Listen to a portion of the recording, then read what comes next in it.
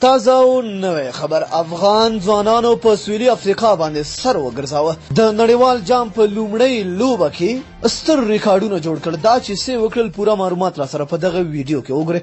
ګرانو مینوالو السلام علیکم. د افغانستان او سویلي افریقا د 19 کلنو کرکټ جام لوبډلو ترمنځ په کیمبرلي کې د نننۍ لوبې پچه سویلي افریقا وګټله او لومړی د افغان لوبډلې پر وړاندې د توپوهنې پریکړه وکړه.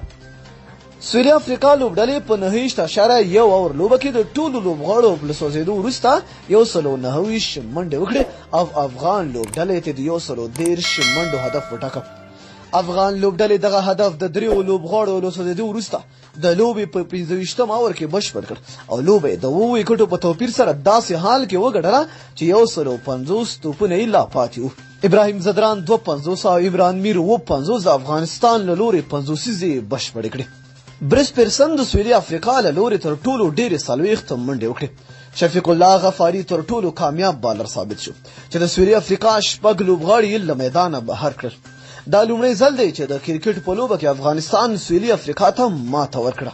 د یادونې ده چې د افغانستان د کرکټ بورډ ویان نن ازادي راډیو ته وویل چې افغان ټیم د لوبې لپاره بشپړه چمتووالی لري. د افغانستان تر 19 کلنو قوم عمره ټیم بشپړه چمتووالی لري او شپږم ځل په نړیوال جام سیالیو کې ګډون کوي. د هوتک په وینا د افغانستان تر 19 کلنو قوم عمره کرکټ ټیم د راتلونکي چهارشنبې او جمعې په ورځ د متحده عربي اماراتو او کاناډا له ټیمونو سره لوبه کوي. د جنوبي افریقا په کوربتوب د 19 کلنو قوم عمره کرکټ نړیوال جام سیالي د 1400 هیوادونو په ګډون کیږي.